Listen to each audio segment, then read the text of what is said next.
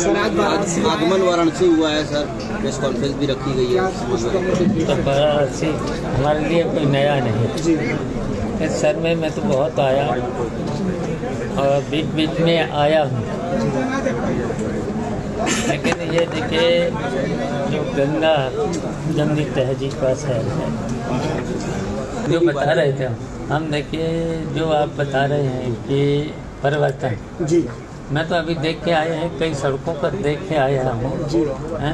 उन्होंने कहा था कि स्वच्छ भारत, मुझे तो दिखा नहीं, हमें बनारस ही नहीं जब दिखा स्वच्छ, तो भारत कहाँ से हो गया जब बनारस में कोई तब्दीली नहीं है।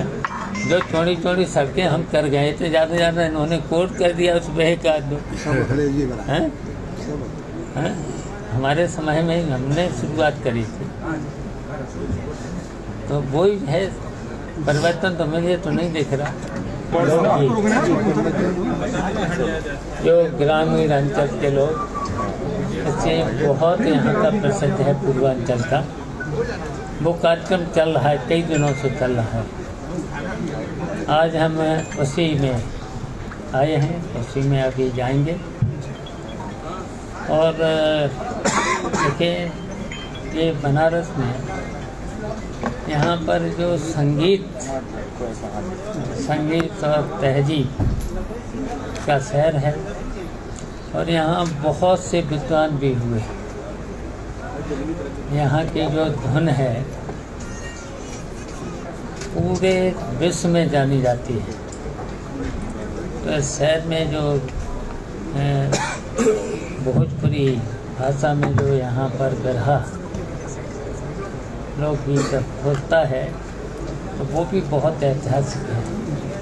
तो उसी में शिरकत करने आए, उसी में रहेंगे।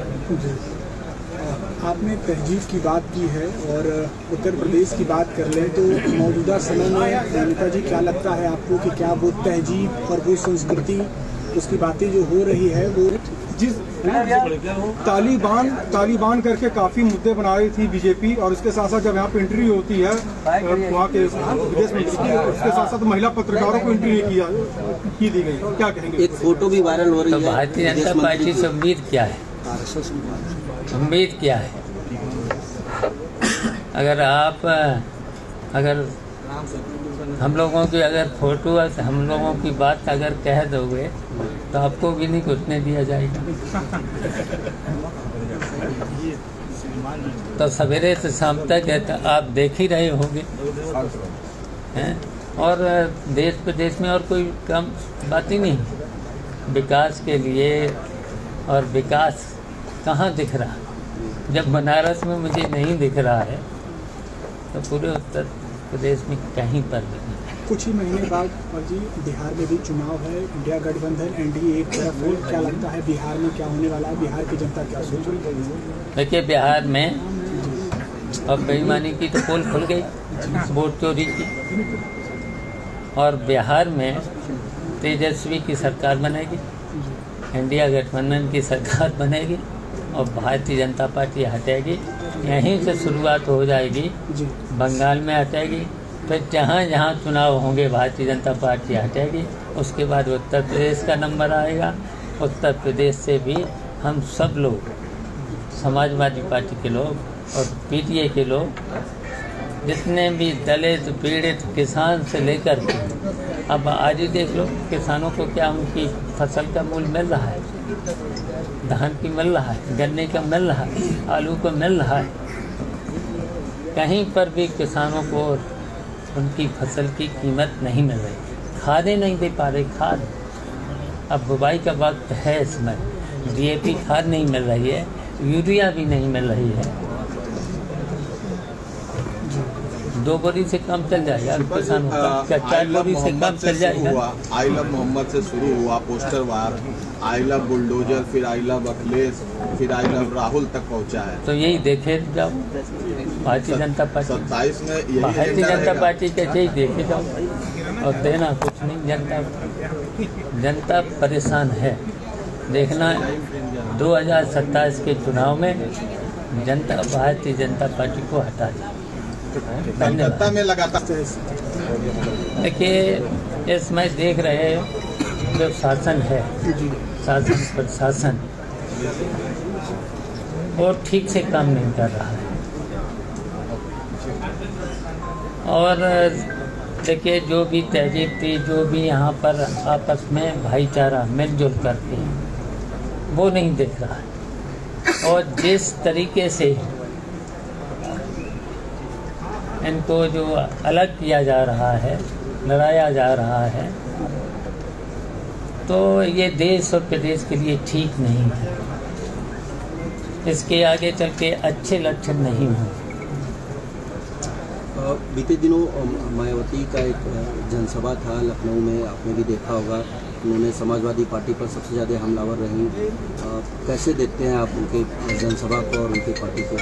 देखिए, वो तो भारतीय जनता पार्टी के इशारे पर चल रही हैं, सबको पता है, सबको जानकारी है।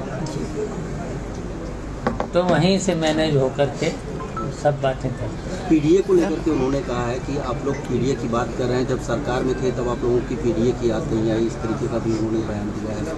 देखिए, हमारी समाजवादी पार्टी है और समाजवादी विचारों पर, और ये विचार डॉक्टर राम मनोहर लोहिया के आदर्शों पर, विचारों पर, उसके बाद उसमें नेताजी से लेकर के उन्हीं के आदर्शों पर ये समाजवादी पार्टी चल रही है। और समाजवादी पार्टी ने जब जब चुनाव से पहले जो वादे किए हैं, एक एक वादा पूरा किया है। और अब देख रहे होंगे भारतीय जनता पार्टी के समय में कितने वादे किए गए, अभी तक वो वादे पूरे नहीं हुए। आपको याद होगा कि पहला उनका वादा था कि अच्छे दिन आएंगे, और उनका देखिए अच्छे दिन कहीं दिख रहे। देखिए, गरीबी, बेईमानी, भ्रष्टाचार, महंगाई चरम सीमा पर है। और देश की जनता को टैक्स के माध्यम से किस तरीके से लूटा है। और अब चुनाव आए हैं तो उसमें दिखा रहे हैं कि थोड़ा सा कम कर देंगे, कम करेंगे। और किस तरीके से लूटा है, टैक्स में, जीएसटी में कितना टैक्स। तो उसके साथ साथ देखिए, लाइन आर्डर के नाम पे तो कहीं चीज़ है ही नहीं। लाइन आर्डर पूरी तरह से ध्वस्त है, और स्वास्थ्य व्यवस्थाएं पूरी चरमरा गई। अस्पताल में डॉक्टर नहीं, भारत में अगर डॉक्टर हैं तो दवाएं नहीं। उन्होंने वादा तो बहुत से किए थे। कहा था कि जैसे ही भारतीय जनता पार्टी आई, रात में महिलाएं चाहे जहाँ घूमें। क्या हालत है पूरे प्रदेश में। और किसी भी, कहीं पर भी, किसी भी सरकारी कार्यालय में चलो, थानों में, तहसीलों में, किसी भी सरकारी कार्यालय में बिना रिस्पेक्ट के कहीं पर भी काम हो रहा। तो जनता तो बहुत दुखी है। बिजली की इतनी महंगाई, और कह रहे हैं कि नौकरी, आउटसोर्सिंग में नौकरी, अभी तक तो 14,000 देने का बाद था उनका। 14,000 में उसके पास जाते कितने थे पैसे। ठेकेदारी व्यवस्था, पहले तो ठेकेदार का कमीशन के बाद सिक्योरिटी के रूप में नहीं, सीधा लाख, 2 लाख, 4 लाख तो मैंने देखा है। 14,000 में 4,000 पहले चले जाएंगे तो कितना, 8 साढ़े 8 से ज़्यादा नहीं मिल रहा था। बताओ, 8,000 में किसी का परिवार चल जाएगा। अब बढ़ा के 18,000 किया जब चुनाव के समय में।